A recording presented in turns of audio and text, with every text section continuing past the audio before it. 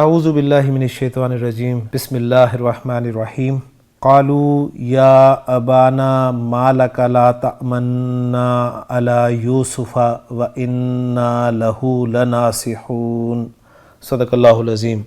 رب اشرح لی صدری ویسر لی امری واحلل عقدۃ من لسانی یفقہوا قولی رب یسر ولا تعسر وتمم بالخیر آمین یا رب العالمین۔ آج کے سبق میں انشاءاللہ تعالیٰ سورہ یوسف کی آیت نمبر 11 کو گرامیٹیکلی انالائز کریں گے۔ تو چلتے ہیں اس آیت کے الفاظ کی طرف، اور بلکہ پہلے ہم یہ کرتے ہیں کہ اس آیت کے دو حصے بنا لیتے ہیں۔ پہلا حصہ جو ہے وہ اگرچہ ہمیں وقف کی کوئی علامت نظر نہیں آ رہی، لیکن واو ہمیں ایک نظر آ رہا ہے انا لہو لناصحون سے پہلے۔ تو یہاں تک ہم ایک حصہ بنا لیتے ہیں، گویا دو حصے آپ کو نظر آ رہے ہیں اسکرین پہ اس وقت۔ ایک حصہ ہے قالو یا ابانا ما لک لا تأمنا علی یوسف، اور دوسرا حصہ ہو جائے گا انا لہو لناصحون، اور واو کے ذریعے ان دونوں حصوں کو ہم الگ کریں گے۔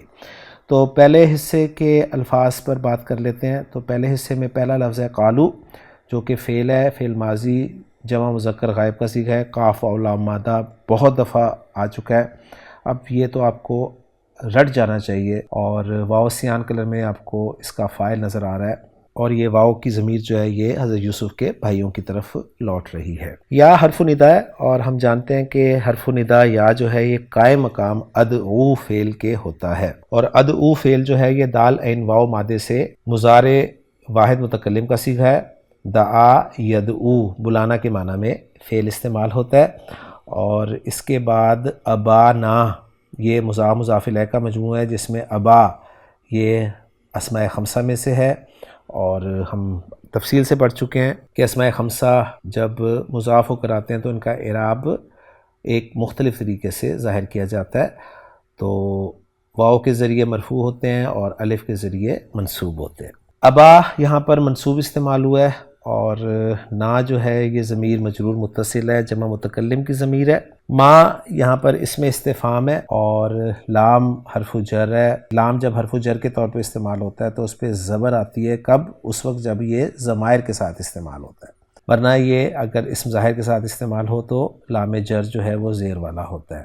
کاف ضمیر مجرور متصل واحد مذکر حاضر کی ضمیر ہے۔ لا حرف نفی ہے، اور تأمنا جو ہے یہ آپ بریکٹ میں دیکھ رہے ہیں کہ یہ اصل میں تأمنو اور نا کا مجموعہ ہے۔ تو تأمنو کے آخر میں آپ کو نون نظر آ رہی ہے، اور نا کے شروع میں نون نظر آ رہی ہے، لہٰذا دونوں نونوں کا ادغام کیا گیا، اور ادغام کرنے کے لیے پہلے نون کو ساکن کیا گیا، تو یہ بن گیا جی تأمنا۔ اور یہاں پر میں مزید آپ کو انشاءاللہ تعالی کچھ بتاؤں گا، انفارمیشن جو ڈاکٹر عبدالرحیم صاحب دیں گے، پھر اس پہ میں انشاءاللہ اپنی بھی بات آپ کے سامنے رکھ دوں گا۔ تو تأمنو نا ہے اصل میں یہ، جس میں تأمنو جو ہے واحد مذکر حاضر کا صیغہ ہے فعل مضارع، اور ان صیغوں میں سے جن کا فاعل ہمیشہ اندر ہوتا ہے۔ نا ضمیر منصوب متصل ہے، اور جمع متکلم کی ضمیر ہے۔ علی حرف جر ہے، یوسف اسم ہے، اسم ظاہر ہے اور غیر منصرف ہے، اس لیے اس کی جر فارم جو ہے وہ بھی آپ زبر کے ساتھ دیکھ رہے ہیں۔ دوسرے حصے کے الفاظ کو بھی ساتھ ہی دیکھ لیتے ہیں، پھر انشاءاللہ تعالی آخر میں ترکیب کر لیں گے، باقاعدہ ترکیب۔ واو حرف ہے، اور کون سا حرف ہے یہ انشاءاللہ تعالی ہم ترکیب کرتے ہوئے دیکھ لیں گے کہ اس کو ہم نے حالیہ بنانا ہے یا اس کو عاطفہ قرار دینا ہے۔ انا از اکول ٹو انا پلس نا کا مجموعہ ہے، جس میں انا حرف ظروف مشبہ بالفعل ہے، اور نا جو ہے اس کا اسم ہے، اور تین نون اکٹھے ہو گئے تھے، اصل میں یہ انا نا تھا، پھر یہ ان نا ہوا اور ایک نون کو ڈراپ کر دیا گیا۔ تو انا حرف ظروف مشبہ بالفعل ہے، اور نا جو ہے ضمیر منصوب متصل، یہ جمع متکلم کی ضمیر ہے، اور لام یہاں پر پھر حرف جر استعمال ہوا ہے، اس لیے کہ ضمیر کے ساتھ ہے، واحد مذکر غائب کی ضمیر ہے، ضمیر مجرور متصل، اور لام پر زبر بھی اسی لیے لگی ہوئی ہے۔ اور یہ اگلا لام جو ہے یہ ہے لام میں تاکید، اور ناصحون یہ ناصح کی جمع ہے، تو ناصح نون صاد ہا مادے کو استعمال کرتے ہوئے یہ بنے گا آپ کا اسم الفاعل ناصحن، جس کی پھر جمع جو ہے وہ ناصحون بنے گی۔ اور معنی جو ہوں گے جیسے کہ آپ خان صاحب کی ڈکشنری میں دیکھ رہے ہیں، نون صاد ہا با فا سے استعمال ہوتا ہے، نصح ینصح، نصحن کوئی ایسی بات یا کام کرنا جس میں دوسرے کی بھلائی ہو اور اپنی کوئی غرض نہ ہو، خیر خواہی کرنا، یہ معنی ایک استعمال ہوتے ہیں اس کے، اور ایک ہوتے ہیں خالص ہونا، اور آگے ریفرنسز دیے ہوئے ہیں خان صاحب نے۔ تو ناصح کے معنی ہوں گے خیر خواہ، اور ناصح ہونا کے معنی بھی ہوں گے خیر خواہ، کیونکہ اردو میں خیر خواہ کا لفظ جو ہے وہ واحد و جمع دونوں کے لیے استعمال ہوتا ہے۔ ایک فعل پیچھے رہ گیا جس کو ہم نے خان صاحب کی ڈکشنری میں نہیں دیکھا، پہلے وہاں پر دیکھ لیتے ہیں۔ تو حمزہ میم نون مادہ باب سمیع یسمو سے استعمال ہو رہا ہے، تو امینہ یأمنو، امنن یا امنن، اس کے مصادق خان صاحب نے لکھے ہیں، اور اس کے ایک معنی لکھے ہیں امن میں ہونا یعنی مطمئن ہونا، اور دوسرے معنی اس کے لکھے ہیں کسی معاملے میں کسی پر بھروسہ کرنا۔ اور اس معنی کے حوالے سے وہ لکھ رہے ہیں کہ جس پر بھروسہ کیا جائے وہ مفعول وداؤٹ پریپوزیشن استعمال ہوتا ہے، اور جس بارے میں بھروسہ کیا جائے اس پر با کی پریپوزیشن استعمال ہوتی ہے۔ اور ایک اور معنی خان صاحب بتا رہے ہیں امینہ یأمنو کے کسی کی بات کا اعتبار کرنا، اور جس کی بات کا اعتبار کیا جائے وہ بھی مفعول ہوتا ہے، وہ وداؤٹ پریپوزیشن استعمال ہوتا ہے، اور جس بات کا اعتبار کیا جائے اس پر الا کی پریپوزیشن استعمال کی جاتی ہے۔ تو یہ اہم انفارمیشن ہے جو آپ کے سامنے آ گئی ہے۔ باقی انفارمیشن انشاءاللہ تعالی ہم ڈاکٹر عبدالرحیم صاحب کی کتاب سے حاصل کرتے ہیں، اور پھر اس کی ترکیب کی طرف انشاءاللہ تعالی چلتے ہیں۔ تو پہلے ڈاکٹر عبدالرحیم صاحب کی ورکنگ دیکھ لیتے ہیں۔ ڈاکٹر عبدالرحیم صاحب شرح المفردات میں بتا رہے ہیں کہ امینہ فلانن علی قضا، یعنی امینہ فعل کا استعمال بتا رہے ہیں کہ ایک مفعول اس کا استعمال ہوگا فلانن، اور علی پریپوزیشن کے ساتھ دوسرے یعنی مفعول پر علی کی پریپوزیشن استعمال ہوگی، اور اس کا مضارع یأمنو لکھ دیا انہوں نے، اور مفعول بھی جو ہے وہ پہلا وہ وداؤٹ پریپوزیشن مضارع کے ساتھ بھی لکھا ہوا آپ کو نظر آ رہا ہے۔ مزید بتا رہے ہیں کہ وَأْتَمَنَهُ، یعنی یہی مادہ باب افتعال سے بھی استعمال ہوتا ہے، تو ائتمنہ یا تامنو استعمال ہوتا ہے، دونوں کے ایک ہی معنی ہے، اور معنی کیا ہے؟ معنی ہے وثق فیہ یا وَاطْمَأَنَّ الیہ، یعنی وثقہ ایک معنی اس کے ہیں، اور جو کہ فی کی پریپوزیشن کے ساتھ استعمال ہو رہا ہے، اور اطمئنہ دوسرے اس کے معنی ہے، یعنی یہ دو معنی انہوں نے عربی میں ہی بیان کیے ہیں، اور وہ اطمئنہ جو ہے الا کے ساتھ استعمال ہوتا ہے۔ اب یہ وثقہ اور اطمئنہ کے معنی کیا ہیں؟ تو وثقہ کے معنی جو ہیں وہ ہیں کسی پر اعتماد کرنا یا بھروسہ کرنا، اور اطمئنہ کے معنی جو ہیں یہ بھی اعتماد کرنا کے ہی ہوتے ہیں۔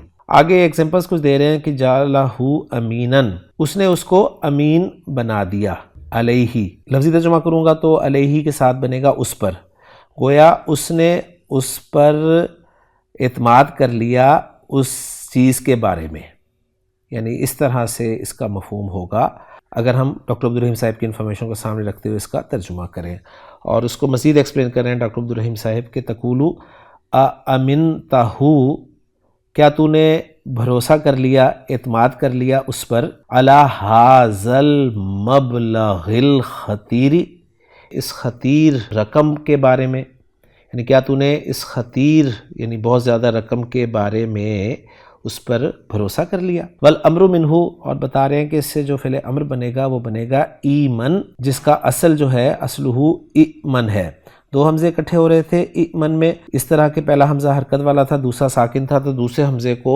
محموز کے قواعد جو واجب قاعدہ ہے اس کے تحت یا میں تبدیل کر دیا گیا، پہلے حمزے کی حرکت زیر کے موافق، ایمن سے یہ ایمن ہو گیا۔ اور اس کے لیے اگزامپل ڈاکٹر عبدالرحیم صاحب دے رہے ہیں، تقولو لا تخف علی سیارتک، یعنی اپنی گاڑی کے بارے میں خوف زدہ مت ہو، ایمنی علیہا، تو اعتماد کر، تو بھروسہ کر مجھ پر، یعنی یہاں پر ایمن ہے اور پھر نون وقایہ کے ساتھ یا متکلم مفعول بہ کے طور پہ استعمال ہوئی ہے، یعنی مجھ پر بھروسہ کر، مجھ پر اعتماد کر، علیہا اس کے بارے میں، یعنی اس کے حوالے سے مجھ پر اعتماد کر۔ پھر مزید ڈاکٹر عبدالرحیم صاحب بتا رہے ہیں کہ یہ تأمنا جو ہے اصلہ تأمنو نہ ہے، میں نے بھی آپ کے سامنے اسی طرح اس کو ذکر کیا ہے، اور بتا رہے ہیں کہ حذفت ضمۃ الرفع، اس کی رفع کا جو ضمہ ہے نا اس کو حذف کر دیا گیا ہے۔ آپ جانتے ہیں کہ گرامر والے جو ہیں یہ فعل مضارع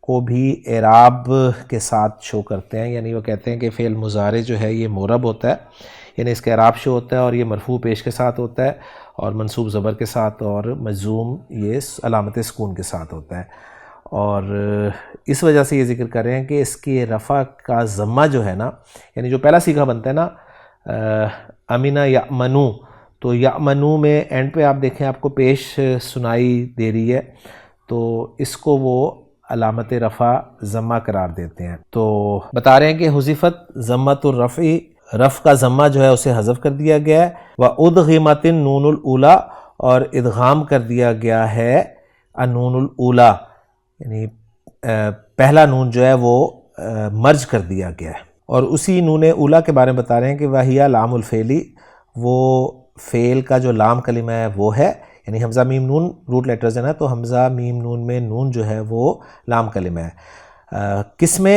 مرج کر دیا گیا ہے؟ فی ثانیہ، دوسرے نون میں، صحیح، یعنی تأمنو میں ایک نون اینڈ پہ آپ دیکھ رہے ہیں اور نا میں ایک نون دیکھ رہے ہیں اس کے شروع میں، تو پہلے نون کا ضمہ جو ہے وہ حذف کر دیا گیا جو کہ علامت رفع تھی فعل مضارع کی، اس کو علامت سکون دے کر دوسرے نون میں جو ہے وہ مرج کر دیا گیا ہے، کیونکہ مرج کی جو آئیڈیل سچویشن ہوتی ہے وہ یہی ہوتی ہے کہ دو ہم جنس حروف جو ہیں ان میں پہلا جو ہے وہ ساکن ہونا چاہیے اور دوسرے پہ کوئی نہ کوئی حرکت ہونی چاہیے۔ اور پھر ثانیہ کے بارے میں بتا رہے ہیں دوسرے نون کے بارے میں کہ وَهِيَ نون ضمیر المفعولی نا، اور یہ مفعول کی ضمیر جو ہے نا نون یہ وہ ہے۔ وَيُسَمَّى هَذَا النَّوْعُ، اور یہ قسم جو ہے نا من الادغام، ادغام میں سے یہ قسم جو ہے یہ کیا کہلاتی ہے؟ یہ الادغام الکبیر، الادغام الکبیر کہلاتی ہے۔ تو یہ بڑی تفصیل سے انہوں نے بات کر دی ہے، اور پھر اس کو پڑھنے کا طریقہ آگے بتا رہے ہیں ڈاکٹر عبدالرحیم صاحب کہ تقرأ پڑھا جاتا ہے لا تأمنا کو بالاشمامی، اشمام کے ذریعے، اشمام کے ساتھ پڑھا جاتا ہے۔ اشمام کسے کہتے ہیں؟ اشمام پہلے میں آپ کو اپنے الفاظ میں بیان کر دوں۔ اشمام ہوتا ہے ہونٹوں سے پیش کو ظاہر کرنا، ہونٹوں سے پیش کو ظاہر کرنا، یہ اشمام کہلاتا ہے۔ جیسے ہم با پیش بو کہتے ہیں نا، با پیش بو، تا پیش تو آپ تھوڑا سا ذرا غور کریں، اس وقت میں اسکرین پہ تو نہیں ہوں، نہیں تو آپ کو بالکل واضح کر کے بتا دیتا۔ یہ جب ہم با پیش بو کہتے ہیں تو ہمارے دونوں ہونٹ جو ہیں وہ گول ہو جاتے ہیں، ٹھیک ہے، یعنی ہونٹوں سے ہم پیش کو ظاہر کرتے ہیں، تا پیش تو، با پیش بو، ہا پیش ہو۔ تو اشمام کیا ہے؟ اشمام یہ ہے کہ تأمنا جو کہ اصل میں تأمنو نا تھا، اس میں جو پہلا نون ہے نا جو کہ پیش کے ساتھ ہے، اب وہ پیش اگرچہ بولنے میں نہیں آ رہا، لیکن جب آپ تلاوت کریں گے، اس لفظ کو ادا کریں گے تو غنہ کرتے ہوئے اپنے ہونٹوں کو گول کر دیں گے تاکہ سننے والے کو پتہ چلے کہ یہاں پر تأمنو تھا اور اسے پتہ چل جائے کہ یہاں پر اشمام ہو رہا ہے۔ یعنی یہ تأمنا کے نون پر جب ہم غنہ کریں گے تو اسی غنہ کے اندر اشمام ہوگا، ذہن میں رکھیے گا، جس سے دیکھنے والے کو پتہ چلے گا کہ اشمام ہو رہا ہے۔ سننے میں نہیں پتہ چلے گا، ذہن میں رکھیے گا، آپ کو یہ دیکھنے میں ہی پتہ چلے گا۔ اور اس کے لیے بہترین طریقہ یہ ہے کہ آپ سمپل یوٹیوب پہ لکھیں اشمام کرنے کا طریقہ، تو آپ کو بہت سارے ویڈیوز مل جائیں گے، اس میں وہ آپ کو انشاءاللہ تعالی بڑی آسانی سے یہ ایک کلپ کے ذریعے بتا دیں گے۔ میں یہاں پر وہ کلپ شو اس لیے نہیں کر سکتا کیونکہ آپ جانتے ہیں کہ یوٹیوب کی اپنی پالیسیز ہیں کاپی رائٹ کے حوالے سے، تو بجائے اس کے کہ ہم ایک چیز واضح کرتے ہوئے کاپی رائٹ کا شکار ہو جائیں، تو یہ چیز میں آپ کو بتا دوں گا کہ آپ اسے یوٹیوب پر لکھ کر سمپل کہ ہاؤ ٹو ڈو اشمام، انگلش میں لکھ دیں، اردو میں لکھ لیں اشمام کرنے کا طریقہ، تو یہ انشاءاللہ تعالیٰ آپ کے سامنے واضح ہو جائے گا۔ تو اب ڈاکٹر عبدالرحیم صاحب بتا رہے ہیں کہ تقرأ لا تأمنا بالاشمامی، اور الاشمام کو وہ اب ذکر کریں کہ ای بضم الشفتین عند النطق بالنون الاولی للاشارۃ الی الضمۃ المحذوفہ، یعنی دونوں ہونٹوں کو پیش کی آواز کے ساتھ بولتے وقت پہلے نون پر اشارہ کرنا محذوفہ ضمہ کی طرف، یعنی پہلے نون پر آپ اپنے دونوں ہونٹوں کو ضمہ کی شیپ دیں گے، گول کر دیں گے، جس سے سننے والے کو نہیں پتہ چلے گا، دیکھنے والے کو پتہ چلے گا کہ یہاں پر پیش جو ہے وہ اصل میں تھا۔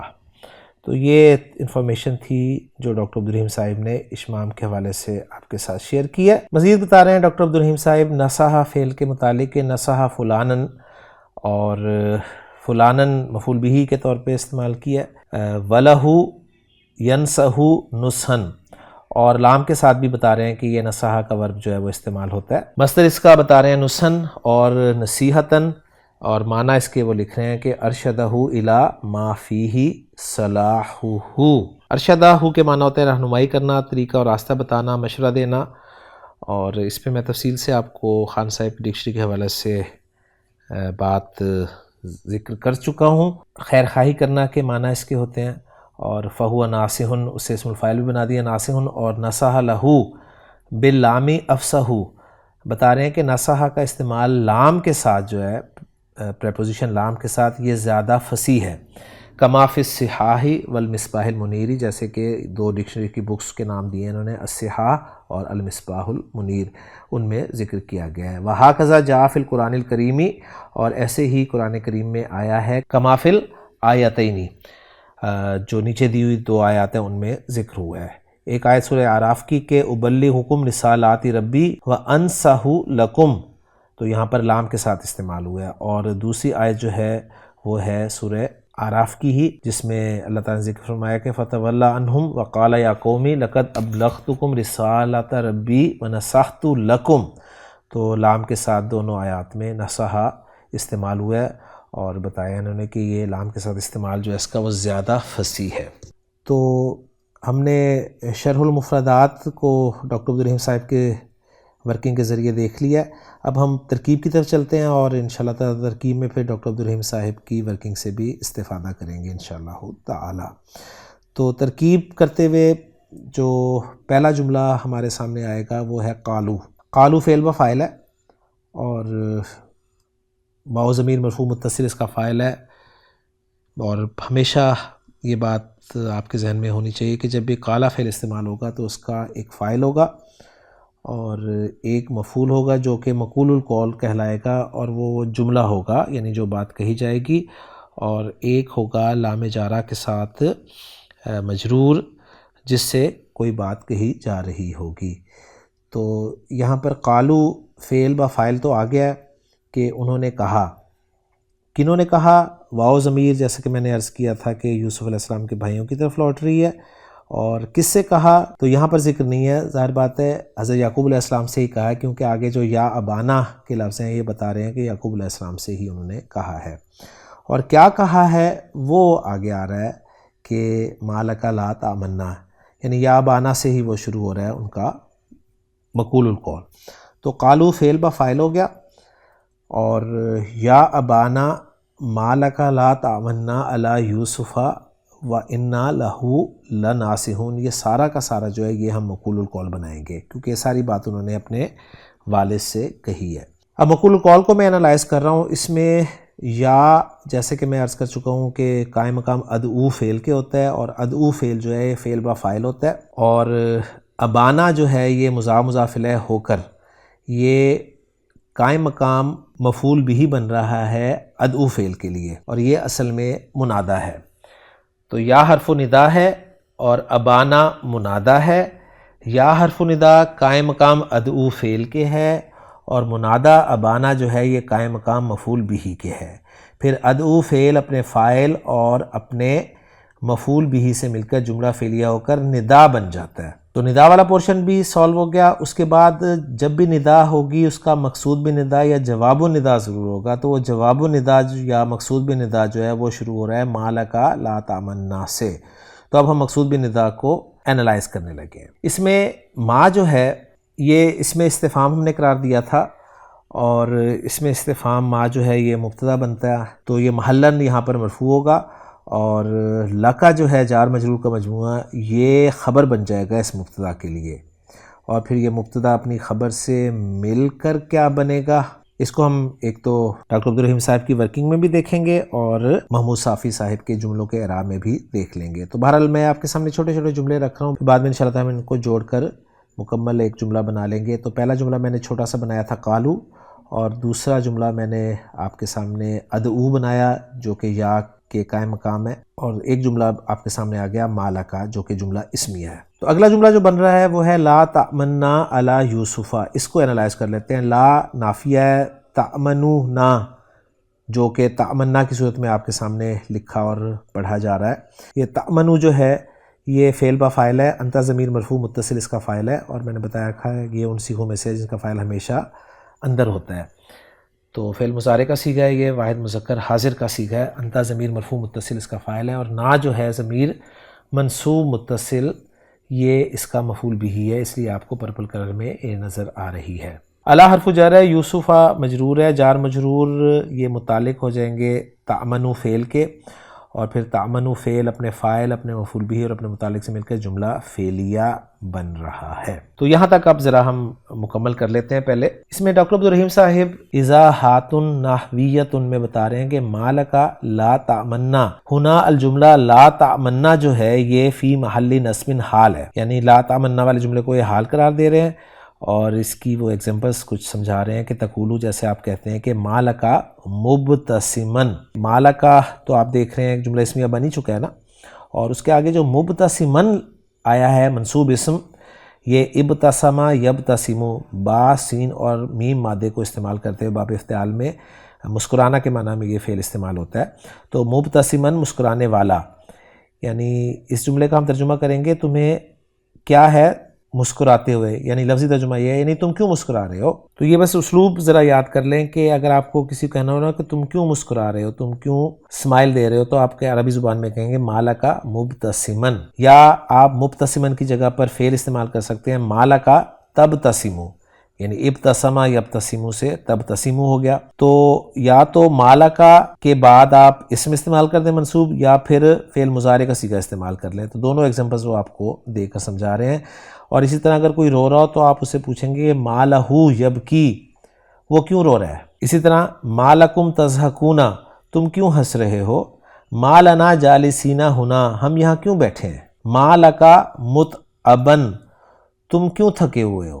تو یہ مفہوم ادا کرنے کے لیے وہ بتا رہے ہیں کہ یہ اسلوب استعمال ہوگا مالکا کے ساتھ. تو یہاں پر انہوں نے بتایا ہے کہ لا تأمنا جو ہے یہ حال کے طور پر استعمال ہوا ہے. اچھا, اور پھر مزید تھوڑا سا آگے دیکھیں تو وہ یہ بھی بتا رہے ہیں کہ وفی تنزیلی قرآن مجید کی ایگزامپل دے کے فما لہم ان تذکرتی موردینہ, تو بالکل وہی اسلوب استعمال ہوا ہے ما لہم والا, اور پھر موردینہ جو ہے وہ استعمال ہوا ہے منصوب حال کے طور پر.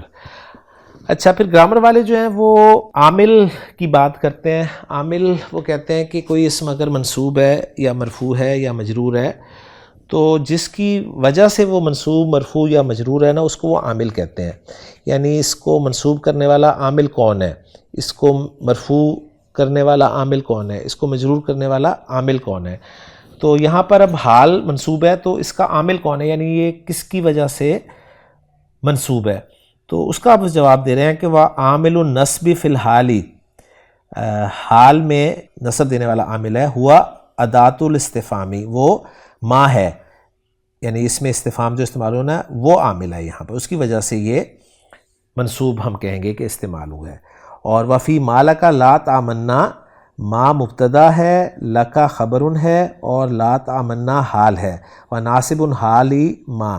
تو وہی بات جو میں نے آپ کے سامنے اردو میں رکھ دی ہے وہ عربی میں بتا رہے ہیں کہ ما لکا لا تأمنا میں ما مبتدا ہے, لکا جو ہے وہ خبر ہے, اور لا تأمنا حال ہے, اور اس کا عامل جو ہے نا یہ ما ہے جو کہ اس میں استفہام ہے. کلیئر ہوگی بات؟ تو الحمدللہ امید ہے کہ بات واضح ہو گئی ہوگی. تو گویا اس کو انہوں نے حال قرار دیا. باقی محمود صافی صاحب سے بھی انشاءاللہ تعالیٰ کنفرم ہم کر لیں گے. تو گویا اب ہمارا جملہ جو ہے وہ تقریباً گرامیٹیکلی بھی پورا ہو جاتا ہے کہ ہم نے جو مقصود بالندا تھا یا جواب ندا تھا کہ مالکا لا تأمنا علی یوسفا, اس کو بنایا تھا نا, تو یہ ہمارا پورا ہو گیا جملہ اسمیہ کے طور پہ. اور لا تأمنا والے جملے کو تو ہم حال بنا ہی چکے ہیں. اور پھر یہ جو جملہ اسمیہ ہے یہ مقصود بن نداء جواب ندا بن جائے گا، اور پھر ندا اپنے جواب ندا سے مل کر یہ قالو فعل کے لیے محلاً منصوب مفعول بہ یا مقول القول بن جائے گا، اور پھر قالا فعل اپنے فاعل اور اپنے مفعول بہ سے مل کر جملہ فعلیہ بن جائے گا۔ تو اتنا حصہ الحمدللہ ہمارا مکمل ہو گیا۔ اب چلتے ہیں ہم دوسرے حصے کی طرف۔ واؤ حرف ہے اور اس کے بعد جملہ آ رہا ہے انا لہو لناصحون۔ تو یہ سمپل جملہ ہے، کوئی اس میں مشکل والی بات نہیں ہے۔ اس میں انا حرف حروف مشبہ بالفعل ہے، جب بھی انا آئے گا اس کا ایک اسم ہوگا، ایک خبر ہوگی۔ اسم انا کا منصوب ہوتا ہے، لہٰذا نا ضمیر منصوب متصل آپ کو نظر آ رہی ہے، جمع متکلم کی ضمیر ہے، اور انا کی خبر جو ہے وہ مرفوع ہوتی ہے، تو ناصحون جو ہے وہ آپ کو انا کی خبر نظر آ رہی ہے جو کہ مرفوع ہے، اور خبر پر جو ہے وہ لام تاکید لگا ہوا ہے جو کہ لام مزاحلقہ کہلائے گا۔ پچھلی آیت میں ہم نے تفصیل سے اس بات کو سمجھ لیا تھا۔ اور بیچ میں جو لہو آ رہا ہے یہ جار مجرور کا مجموعہ ہے، اور یہ ناصحون کے متعلق ہے، اور متعلق مقدم ہے، اور اس پہ ہم تفصیل سے پڑھ چکے ہیں ڈاکٹر عبدالرحیم صاحب کی ورکنگ کے حوالے سے ہی کہ نصحہ کے ساتھ جو ہے لام کا استعمال زیادہ فصیح ہے، تو یہ وہی لام ہے، لام جارہ، لام پریپوزیشن والا لام۔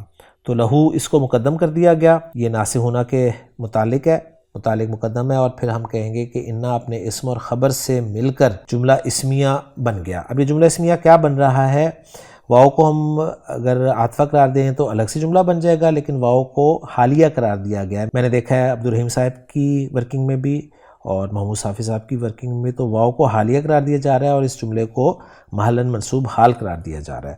اب یہی ساری باتیں جو ہیں ہم پہلے عبدالرحیم صاحب کی فراہم کردہ معلومات میں دیکھ لیتے ہیں۔ بتا رہے ہیں کہ وَإِنَّا لَهُ لَنَاصِحُونَ میں الواو ہنا للحالی، حال کے لیے، واللام الداخلۃ علی خبر انا ہی اللام المزاحلقہ۔ بات سمجھ میں آپ کو آ گئی ہوگی۔ اور ایک پوائنٹ اور بتا رہے ہیں کہ قدم لہو علی عاملہ للتاکیدی، قدمہ یقدم تقدیماً آگے کرنا، تو قدمہ آگے کر دیا گیا ہے لہو کو اس کے عامل پر تاکید کے لیے، یعنی یہ جو مقدم کیا گیا نا یہ تاکید کے لیے مقدم کیا گیا۔ اذا تقدیم ما حق التاخیر، جب اس چیز کو مقدم کر دیا جائے جس کا حق ہو پیچھے آنا، تو اس سے یفید التاکیدہ، تاکید کا فائدہ حاصل ہوتا ہے، کما فی قولہ تعالی، جیسے کہ اللہ تعالیٰ نے قرآن مجید میں فرمایا ایاک نعبد و ایاک نستعین۔ اب یہاں پر ایاک جو ہے وہ مفعول بہ تھا نعبد فعل کے لیے، تو نعبد فعل جو ہے وہ عامل ہے، اور کاف جو ضمیر تھی منصوب متصل وہ معمول ہے، تو اس کو جب مقدم کر دیا گیا تو اس سے پھر تاکید کا فائدہ حاصل ہوا۔ یہی دونوں حصوں میں ہے، ایاک نعبد و ایاک نستعین میں، اور اس طرح انا الینا ایابہم ثم انا علینا حسابہم، تو انا کا اسم جو ہے وہ ایابہم اور حسابہم ہے، اور انا کی خبر جو ہے وہ الینا اور علینا ہے، تو ان کو مقدم کر دیا گیا دونوں جگہ پر تاکید کے لیے۔ اور اسی طرح وَنَحْنُ لَهُ مسلمون، اس میں مسلمون عامل تھا چونکہ اسم الفاعل کا صیغہ ہے، اور اس کا معمول جو ہے وہ ہا کی ضمیر تھی جو کہ لام کے ذریعے استعمال ہوئی ہے، اور اس کو مقدم کر دیا گیا، تاکید کا فائدہ حاصل ہوا ہے، یعنی اسی کے فرما بردار ہیں، ترجمہ کیا جائے گا۔ وَعَلَيْهِ تَوَكَّلْنَا، اصل جملہ تھا وَتَوَكَّلْنَا عَلَيْهِ، تو علیہ کو مقدم کر دیا گیا تاکید کے لیے، یعنی اسی پر ہم نے بھروسہ کیا۔ تو یہ ساری انفارمیشن تھی جو ڈاکٹر عبدالرحیم صاحب نے آپ کے سامنے ذکر کر دیا۔ الحمدللہ ہمارا بھی کنسیپٹ مزید کلیئر ہو گیا ہے، اور اب ہم چلتے ہیں جی اس آیت کے باقاعدہ انالیسس کی طرف، جو کہ محمود صافی صاحب ہمارے لیے کر رہے ہیں۔ تو پہلا جملہ انہوں نے بنایا جی قالو، اور اس کو انہوں نے لا محل لہ استنافیہ قرار دیا ہے، تو جملہ مستانف ہے، کوئی اعراب نہیں ہوگا، ہم بھی یہی جانتے ہیں۔ اور دوسرا جملہ انہوں نے یا ابانا جو بنایا ہے اس کو انہوں نے کہا ہے کہ فی محل نصب مقول القول ہے، ہم نے بھی ایسے ہی کیا ہے۔ مالکا والا جملہ جو ہے اس کو جواب ندا انہوں نے بنایا ہے، اس کا بھی کوئی اعراب نہیں انہوں نے قرار دیا، ہم نے بھی ایسے ہی کیا تھا۔ اور جملہ لا تمنا جو ہے انہوں نے اس کو حال قرار دیا ہے، کس سے؟ فی محل نصب حال من ضمیر الخطابی، یعنی ضمیر خطاب جو تھی نا مالکا میں، کاف کی ضمیر جو ہے اس سے انہوں نے اس کو حال قرار دیا ہے، گویا ذوالحال انہوں نے اس کو قرار دیا ہے، اور لا تمنا والے جملے کو جو حال قرار دیا ہے اس کا ذوالحال مالکا میں کاف ضمیر جو ہے وہ قرار دیا ہے، ٹھیک ہو گیا۔ اور آخری جملہ انا لہو لناصحون میں انہوں نے کہا کہ فی محل نصب حال ہے، یہ یعنی یہ جملہ حال ہے، کس سے؟ یہ یوسف کا حال ہے، یا انہوں نے کہا کہ من ضمیر المفعول فی تامنا، یا مفعول کی ضمیر جو ہے نا تامنا میں، اس کا یہ حال ہے۔ تو بہت اہم انفارمیشن ان جملوں کے حوالے سے ہمارے سامنے آ گئی ہے۔ اب آخری بات جو اس آیت کے حوالے سے رہ گئی ہے وہ ہے اس آیت کا اتھینٹک ترجمہ۔ تو دیکھ لیتے ہیں جی اس آیت کا اتھینٹک ترجمہ اب عبدالسلام صاحب کی زبان سے۔ فرماتے ہیں کہ قالو، انہوں نے کہا، یا ابانا، اے ہمارے باپ، مالکا، تجھے کیا ہے، لا تعمنا علی یوسفا، تو یوسف کے بارے میں ہم پر اعتبار نہیں کرتا، وَإِنَّا لَهُ لَنَاصِحُونَ، حالانکہ بے شک ہم یقیناً اس کے خیر خواہ ہیں۔ تو ترجمہ بھی ہو گیا، آیت کا انالیسس بھی مکمل ہو گیا، جملوں کا اعراب بھی ہو گیا، اور اشمام کے بارے میں بھی ہم نے اس آیت میں جان لیا، اور بہت ساری اہم انفارمیشن الحمدللہ ہمیں اس لیکچر میں ملی ہے۔ تو گویا ہر آیت جو ہے ہمارے لیے ایک بہترین، میں سمجھتا ہوں اسے تحفہ ثابت ہو رہی ہے۔ قرآن مجید کی ہم جو بھی آیت پڑھ رہے ہیں اس وقت، وہ ہمیں قرآن مجید سمجھنے میں اور زیادہ مددگار ثابت ہو رہی ہے۔ اللہ سے دعا ہے کہ اللہ تعالیٰ یہ سلسلہ مرتے دم تک قائم و دائم رکھے۔ آپ سے ریکویسٹ بس یہی ہے کہ آپ اس کام کو آگے سے آگے لوگوں تک پہنچائیں، اور لوگوں کو بتائیں کہ یہ کوئی اتنا مشکل کام نہیں ہے جو کہ ناممکن ہو۔ مشکل ہے، لیکن مشکل ہمارے لیے ہی ہو سکتا ہے، اللہ تعالیٰ کے لیے کوئی چیز مشکل نہیں ہے۔ اگر ہم اللہ سے مدد مانگیں تو اللہ تعالیٰ ہمارے لیے اس مشکل کو بھی آسان کر دے گا۔ انشاءاللہ تعالیٰ اگلے لیکچر میں اگلی آیت کے ساتھ آپ سے ملاقات ہوگی۔ سبحانک اللہم و بحمدک، اشہد ان لا الہ الا انت، استغفرک و اتوب الیک۔